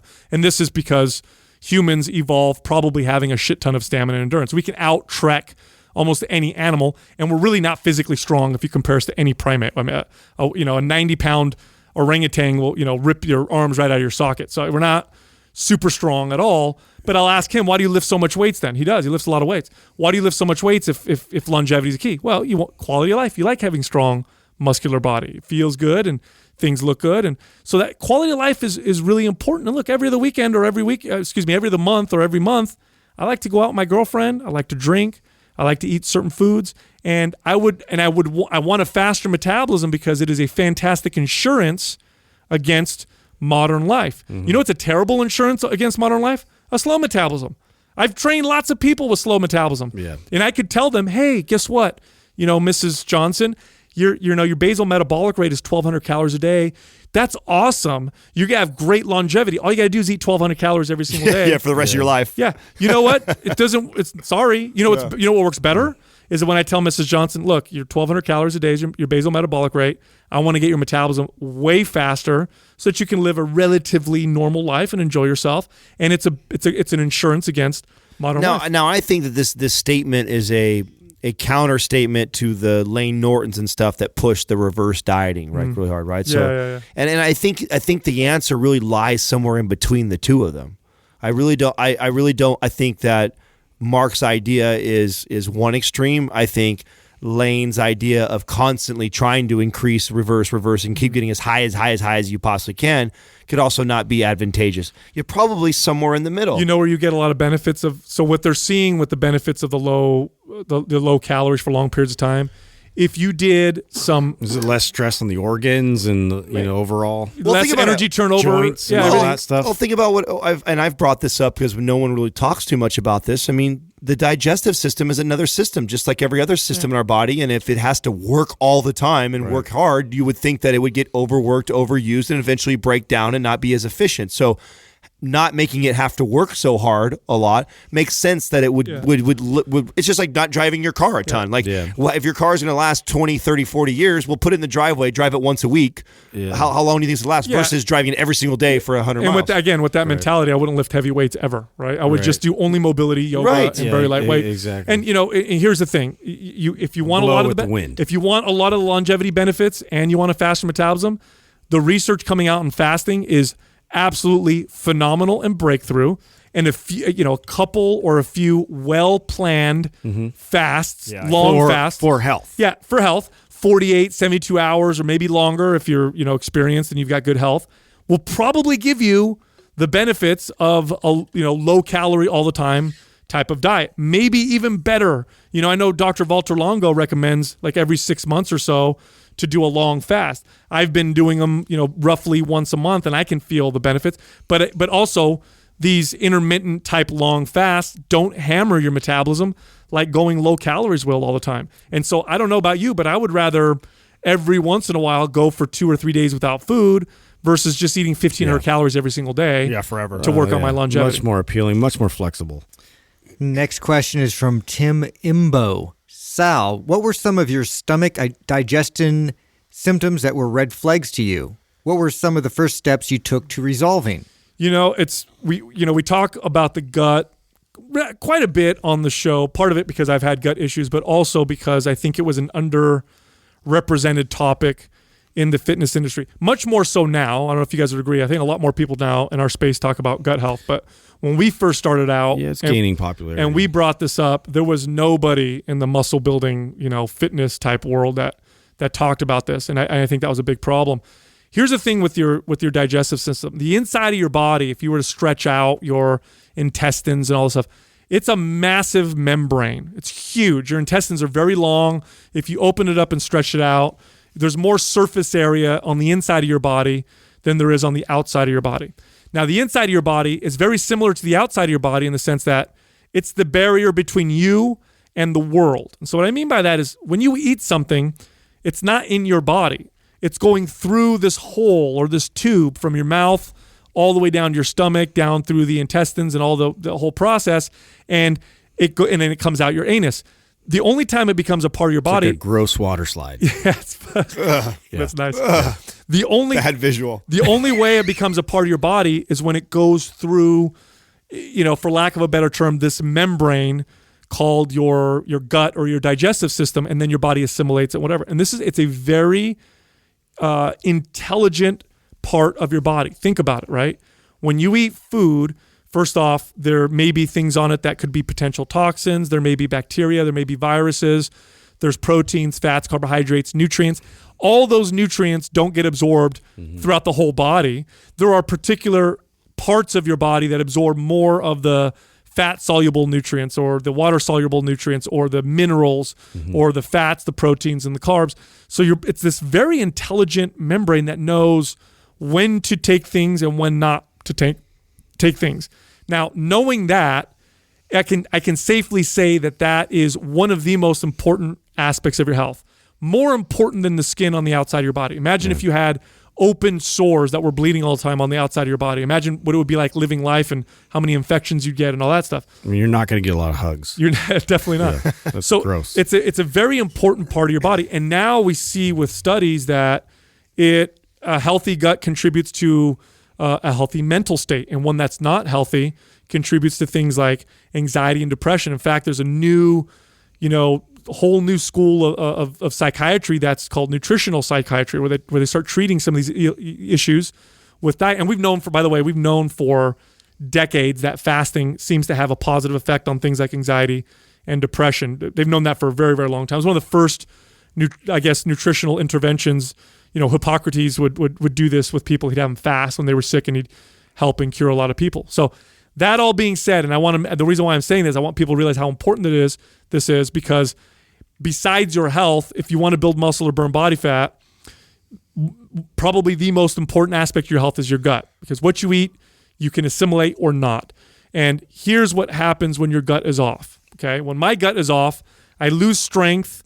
And I don't feel as sharp. I'm not assimilating my food. So I'm eating the food, and I'm just not using it and utilizing it as well as I could. And on top of it, I can't increase my food intake to make up for it, because the more food I eat, the more fucked up I get. And so you're in this shitty. If you've ever met or known anybody who is having a flare up of colitis or Crohn's, you can see it in their face. I feel terrible. My godson, he's had Crohn's, for 5 years. And he's battled these flare-ups. And you can see it in the kid's face when he's having a flare-up. It's just pale, dark circles. And there's really nothing you can do to... And are you going to build muscle and burn body fat in that state? No. You can go on anabolic steroids and you could try, and it's going to be very, very difficult. Some of the first red flags that I saw that I ignored were all of a sudden foods I could eat before I could no longer eat. And the first one that became an issue for me was dairy. So when I was a kid, and I want to say maybe 16 years old, and for years, my goal was just to put on muscle size and gain weight. Maybe not even muscle size, just want to get heavier. I would drink for breakfast a gallon of whole milk. That was my breakfast. And I would literally drink half of it before going to school, drink the other half at school. I did the same thing. And it was a challenge. I had to sit there and chug it and, try not to throw up and all that stuff and get those extra calories. And all of a sudden, I got to the point where it gave me stomach problems. It probably took a year of doing that, and then I started getting stomach problems. So then I heard that lactose intolerance was a common thing. So I said, must be lactose. Bought the lactose-free milk, the Lactaid one. And lo and behold, I could digest it again. Kept pushing the gallon of milk every morning. And then, I don't know, another year later, that started fucking me up. And so then I went with whey protein powder. And then that was okay for a while. And I kept pushing that. And then I got to the point where all dairy, any dairy protein, became an issue. Ignored it. And I went to other sources of protein. I bought egg protein powders. I bought beef protein powders. And I just kept going down this path of pushing and not realizing what I was doing to my body and just saying, okay, that doesn't work well. I'm just still going to live this crazy lifestyle, but just use something else. And I was just ignoring them. When I finally had to address these issues is when my body finally gave me the middle finger and said, fuck you. So literally what happened, I think I was 30 years old, and I was... I would go through these cycles of putting on 20 or 30 pounds during these bulks, and then I'd cut for the summer, and I'd get my body weight pretty damn high in the winter, up to 220, 230, which if you guys know my frame, that's a lot of weight for me. And I do this through just slamming myself with food. And it was through one of these bulks that all of a sudden I just had really bad issues in my stomach. I had diarrhea, really bad. And I'd get that on and off. And the way I used to fix it is I'd just eat some kaopectate or some Pepto-Bismol, and after about 2 or 3 days, it would start to subside, and I'd get right back on to what I was doing. But it didn't work. I was taking it every day, and it wasn't working. And then I said, okay, I just need to eat healthier. So let me eliminate the fast food. So I eliminated fast food. Wasn't working. Scale started going down. I lost probably close to 15 pounds. My strength dropped by half. Here I am, this, guy who identified with being strong, with, being fit and understanding health. In reality, all I understood was fat loss and muscle gain. and I'm losing 15 pounds. I've got these dark circles under my eyes. You know, my family's commenting and like, what the hell, is everything okay? I'm going to the doctor. The doctor's like, oh, well, here, take this anti-diarrhea medication or whatever, because they don't know what the fuck to do. You get tested and, they don't find anything. And I couldn't figure out what was going on. And finally, luckily I had, I worked with 2 wellness experts because they were in my wellness facility. And finally I went to them one day, and by the way, they had been telling me for like the last 2 years that this would happen to me, and I just ignored them. Finally, I took them aside, swallowed my pride. And I'm like, I need your help. I don't know what the fuck I'm doing wrong. I said, I'm eating, healthy, or I thought what was healthy. And so they looked at my diet, and the first thing, one of them said was, okay, let's do an elimination diet, and let's start with the food intolerance test and figure out where you're at. And I had a dairy intolerance, a peanut intolerance, an egg intolerance, a dairy intolerance, and a gluten intolerance, okay? Because at this point, I was super inflamed. I had to eliminate all of them. I didn't even know that the chicken breast that I was marinating, the marinade had gluten in it. I had no idea. So I had to eliminate that. I had to eliminate all these different things. That started to help. Uber intolerant. Yeah, that started to help. But I wasn't out of the woods yet. Then I started doing more research, and I started to research cannabinoids and how they affect the gut, because I had experience where I went on vacation and had Here a bunch comes the weed. Yeah, I had a bunch of cannabis with my buddy, and my gut was a lot better. So I started researching cannabis. So then I threw cannabis into it. And then I started researching probiotics, and I started throwing probiotics in.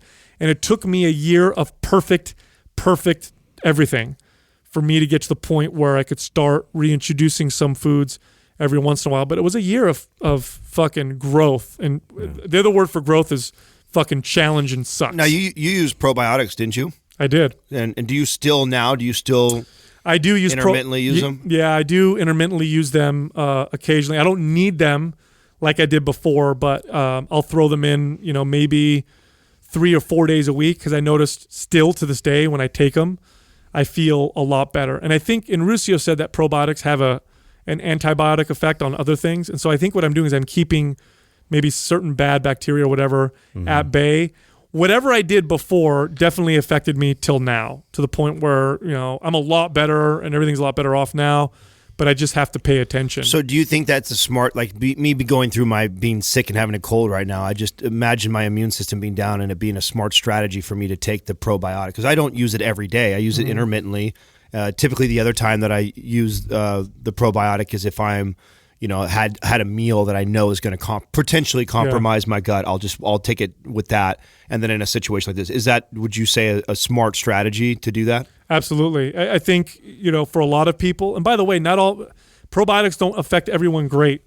When my gut was fucked for that year, I had to try several probiotics before I found one that worked well for me. Doesn't it enhance overgrowth if you already have overgrowth? There was a theory that if you take too much of certain strains, that you'll cause too many of certain strains to overpopulate and at the expense of other ones. Right. So there's a theory with that. But see, Ruscio says that none of it survives in your gut anyway. So he says there's some other effect, because he showed me some studies that show that even if you take dead probiotics, that it has a positive effect on a lot of people, which is kind of fascinating. But in the beginning, what's crazy? When my gut was terrible, I would read about fermented foods, and I'd be like, oh, kombucha. Yeah. Kombucha is going to help me. Yeah. Fucked me up. Couldn't have kombucha. Interesting. Yeah. So this again goes back to even what we talked about earlier. Your body's constantly changing, because now I can have kombucha and it seems to do me, really, really well. This is totally off topic, but when you were explaining, the basically how everything works with, the intestines and everything else, I was watching this documentary, and there's this guy who's actually mining through basically all these septic treatment plants and finding there's more gold in shit than there is in a lot of these actual mining, oring it, and getting it from mountains. The people are shitting gold? They're shitting gold. This is and silver. It's in your clothes, it's you're consuming it. And he's finding it's almost 20% more gold than they're getting from mining it. Great. We're gonna start a gold rush. What? Yeah, that's kind of interesting. Isn't that crazy? I didn't even know that we were consuming gold. A lot of gold I know. sloggers. Yeah, well, I mean, you don't Little process cornflakes it. in Yeah, there. That's hilarious. right. That's so funny. Is bizarre. Anyway, that's totally Thanks, off Justin. topic. Nice yeah, there you random go. fact. Yeah. No problem. The next question is from the Maple Leaf Man. Should I go to college to become a personal trainer, or should I go straight into the field? If you just want to be a trainer and you want to be a good and successful personal trainer, Get experience. yeah, I don't think college is gonna. College will put you in debt. I don't think it's gonna really help you. Really. Yeah, go find somebody that's like super, super reputable and an intern, or, like, I don't know. That would be my strategy instead of spending a fuck ton of money on college and get that experience. And then, use that money into very specific certifications. Yeah, and things to help. because the barrier to enter into that market is a certification usually. Well, It's not college. I would advise different people differently here. And what I mean by that is, I think people like, especially the three of us in here, who are personable, outgoing, like I'm a firm believer in focusing on your strengths and doubling down on that. And if it's a weakness of yours, like only 20% of your time should be focused on developing your weaknesses, and 80% should be developing your strength and turning it into something great. And so if you're somebody who, like, the school and the sitting in classrooms and learning and educating is just, you're already like not a huge fan, but you're doing it because you think you're supposed to do it. Like, that person, I wouldn't advise to go on to college just to go on to college. You'll get your kines, because I think you can learn just as much on your own along the way, and then you can go focus on the things that you really want to do related to fitness.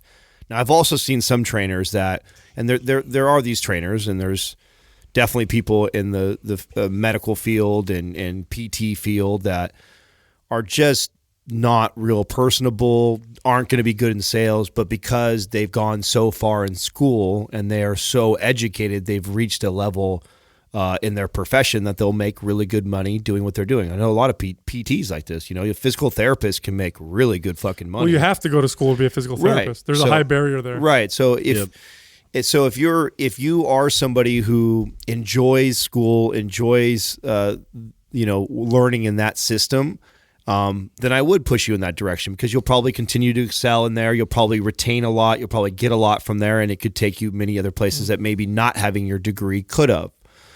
But if you're somebody who's already dreading school or considering, like, I just don't like doing this, I'm doing it because I think I need to do it, I don't think you need to do it at all. And I think that someone like me, I think back to if I would have stayed in college for another 3 to 4 years versus my first 3 to 4 years, man, my first 3 to 4 years in personal training, I mean, I learned so much of the business and excelled. I mean, I was already into six figures within the first year of being a personal trainer, and then going on beyond that, and what I was learning about the business and learning about being a personal trainer and managing and leading, like, man, I no way school would have gave me that education. Yeah, I think the one valuable thing that, if you have like a good professor and you have good teachers, they teach you how to learn and how to critically analyze information. And I think that that's a skill that, like,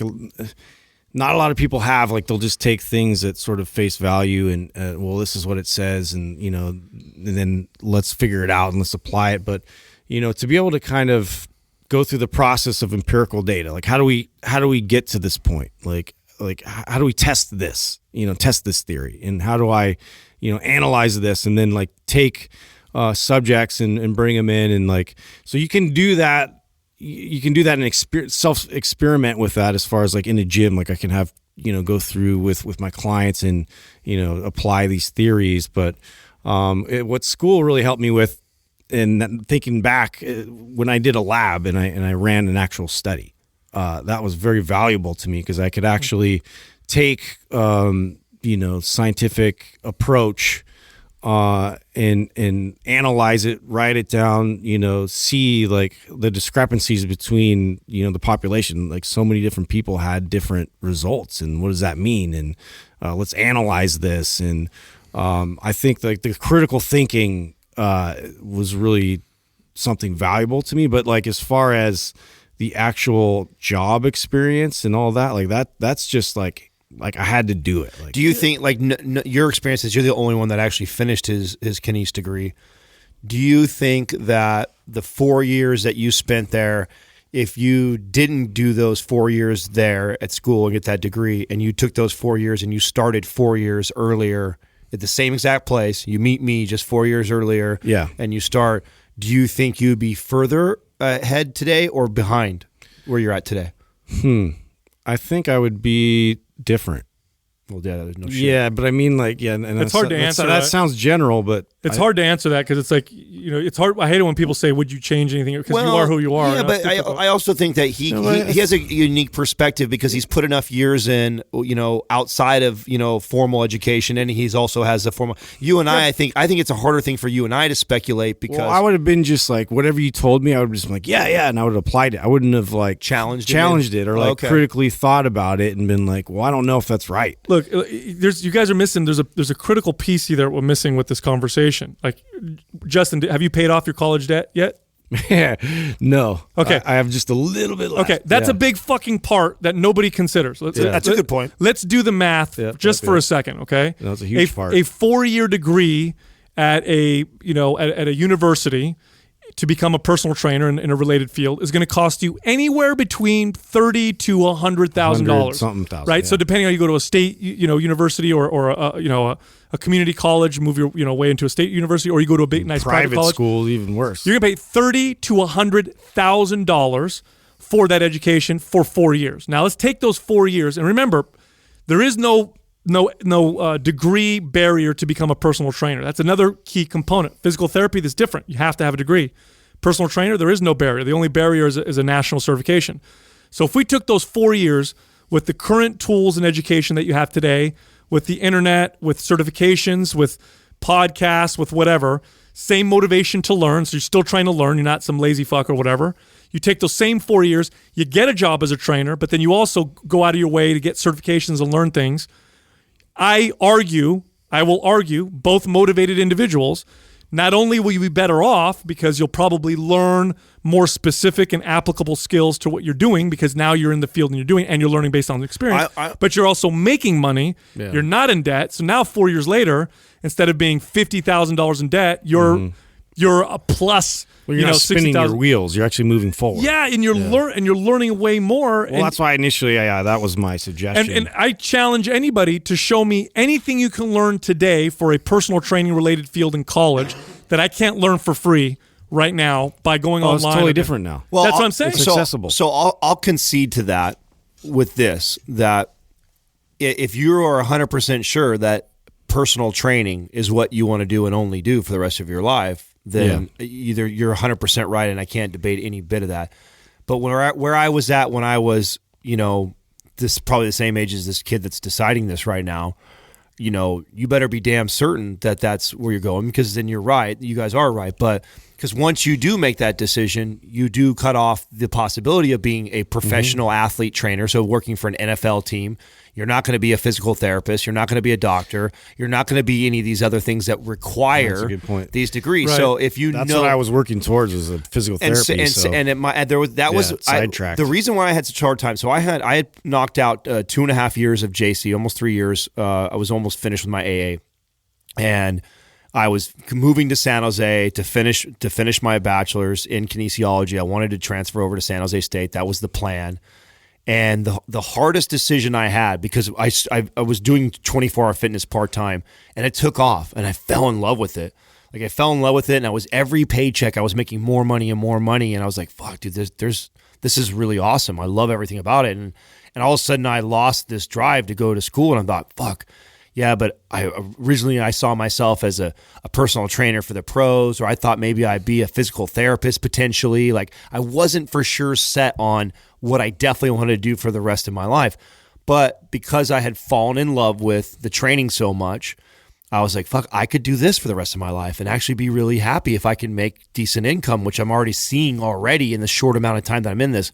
So that's how I made this deal with myself. And I said, okay, Adam, you're 20 years old. You're still young. I graduated high school at 17. You did the same thing I did. Yeah, I'm giving myself 1 year. Mm-hmm. And it was like, this was nobody else around. This is my own gut check. Like, okay, if this is really what it's cracked up to be, I'm going to pour everything I got into it and give it what I can and fuck school. Everyone's going to be pissed at me. Grandma's mad at me. Aunts and uncles mad at me. Parents are disappointed in me. Everybody's pissed off at the decision I'm going to make. Fuck everybody else. I owe this to myself. I'm going to give myself a year. At that point, I know I'd only be 21 years old, all finishing up his AA. It's not the end of the world. I could totally go back if I need to, but I'm not going to fuck around. I'm not going to kind of try it, and if I'm kind of doing good, because that's where you get fucked. Yeah, you're a motivated person. Right. That's where a lot of people, I think they feel like they have to go to school because otherwise they're not motivated to do anything. And this is why I say like that school is for some people. But then they end up spending a shit ton of money. Right. And I'll tell you something right now. I'm going to make a prediction, right? First off, here's the reason. The reason why today universities haven't already collapsed, okay? There's two reasons, 100%. I'll debate anybody on this. One is that we're still in the belief that that's the way you become successful. That's already starting to die. And the second one is that they have a monopoly because there are jobs by law that require degrees. And that is a deal between the universities and the government, okay? That's going to break down. 20 years from now, education as we know it is going to be totally different. It's going to be destroyed. The way we see it now is not going to exist in 20 years. Why? The cost is exploding, and the barriers to enter markets are dissolving. As markets explode, as technology allows people to connect, as people now can text a physician's assistant and talk about their kids' potential infection and show them pictures and get a prescription. Yeah. They don't have to go to a internal medicine doctor. They don't have to spend all that money to that kind of stuff. As things start to change, you're going to see, because right now, look, if those barriers started to dissolve right now, if you didn't need degrees for some of these jobs and it was just based off of experience and how good you were and ratings, it would go a lot faster. What's propping it up is because here's the thing: regulations. Yeah, if you want to enter into a field, I agree. Yeah, you want to enter into a field that doesn't require a degree by employers or by law. Like, you can learn all that shit and save fucking weight. It's so expensive, man. I used to, right now, general practitioners are becoming scarce. This is in medicine where you have to have a degree and you have to have all these things. They're becoming scarce because a lot of people going into medical school are looking at it and saying, okay, I'm going to graduate with $200,000. By the way, $200,000 is not extreme. That's kind of on average. It's almost low. $200,000 with 8 years of school student. plus 2 years of residency or whatever. So 10 years you're in school.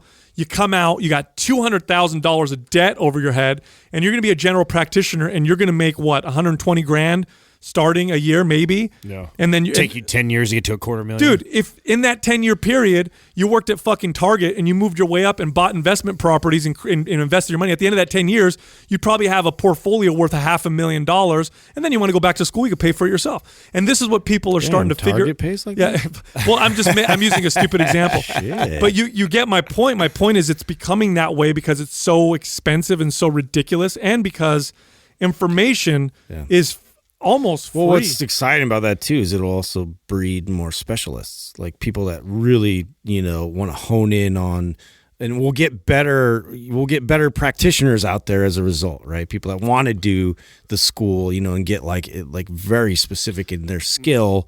Like the general stuff I think is dissolved. Dude, my favorite is tech because it's hilarious. If you go to school and you get a tech related degree, what you learn for the first 3 years are obsolete. You graduate 4 years, 6 years later. Yeah. The first 4 to 5 years of your school, forget it, because technology's advanced so fast. Right. You're already seeing it with tech companies. They're already starting to poach kids out of colleges and putting them in these training programs or whatever, because it's like, all it does, here's what it does. Learn our system. You want them in as soon as possible, because there's so much growth there. Because if you compare, and this is what I hate about the statistic, if you look at people who have a degree versus people who don't, for sure the category of people who have a degree earn more money and are more successful. But that's because you're not controlling for motivation and ambition. What does it say about those people? They're disciplined, they're committed. That's it. Take a test of people that are highly disciplined and committed, regardless of the degree, and show me that same exact I would love to see that exact same study. I guarantee it crushes it. Yeah, I mean, most entrepreneurs... successful ones. Because 80% of them fail. Yeah, the ones that succeed are the ones that are fucking committed. A large percentage of them don't have like an advanced degree or whatever. So, right. And by the way, I'm not saying I'm anti-formal education. I'm just saying, for this question here, you want to be a personal trainer, because that's the question. If you just want to be a personal trainer... what I would say to you is go work in a big box, go get a bunch of certifications, learn on your own. There's a lot of them that are out there. You can get the check courses. NASM has a shit ton of courses that are amazing. You could learn, all the different stretching and correctional exercise certifications that exist. There's LDOA, FRC, there's FRC. Yeah. Learn all these. Kick ass in a big box. Give yourself a year and fucking be a badass. Become the top trainer in your gym because you're committed and ambitious and you're applying yourself. And then look and see if you can go private and take it from there and watch what happens. And if you do that over a 4-year period of time, I feel like you'll be in a better position than if you go to school for 4 years and then graduate and now you're a beginner. Yeah, just don't. My advice is just don't flounder around and don't use this advice as excuse not to go to school and then go fuck off, because that could be the worst thing you do. Yeah, Mom and Dad Mind Pump said it and have to go to school. Right. That could be the worst thing that you decide to do is not go to school because you're the type of person that needs structure and needs somewhere to be and needs to be told what to do, because you're not the type of person who is committed to go above and beyond on your own when nobody's telling you to wake up and work that extra day and not take a vacation and grind those hours. Create work for yourself. And do the things that other people are doing. If you're not that person, then fuck yeah, school might be that for you. But for a PT, absolutely, I think we all agree on that. But don't use that as an excuse to go fuck off. You give yourself a year, because you don't need very much time to figure out if this is for you or not. A year's time. There's not very many trainers that I hired that within the first 3 months I didn't know what they were going to be. I know right away. Like you should go to school, buddy. Yeah, no, totally. Yeah. I could tell you right. I mean, there was some that went less than 3 months. I can tell you if you're going to be very successful doing this. And so if you're not already making waves within the first 3 months into that profession, then you might have been the kid who probably should have stayed in college. That's it. Look, if you go to mindpumpfree.com, you can take a look at all of our guides, and guess what? They're all free. That's why the website's mindpumpfree.com. Free. Go check it out. Also, if you're not following us on Instagram, you're missing out. Justin has an amazing page. You can find him at Mind Pump Justin. Hey, yeah, Adam's got a great page. You can find him at Mind Pump Adam. And of course, you can find me at Mind Pump Sal. Thank you for listening to Mind Pump. If your goal is to build and shape your body, dramatically improve your health and energy, and maximize your overall performance, check out our discounted RGB Super Bundle at mindpumpmedia.com. The RGB Super Bundle includes MAPS Anabolic, MAPS Performance, and MAPS Aesthetic. 9 months of phased expert exercise programming designed by Sal, Adam, and Justin to systematically transform the way your body looks, feels, and performs. With detailed workout blueprints and over 200 videos, the RGB Super Bundle is like having Sal, Adam, and Justin as your own personal trainers, but at a fraction of the price. The RGB Super Bundle has a full 30-day money-back guarantee, and you can get it now plus other valuable free resources at mindpumpmedia.com. If you enjoy this show, please share the love by leaving us a 5-star rating and review on iTunes and by introducing Mind Pump to your friends and family. We thank you for your support, and until next time, this is Mind Pump.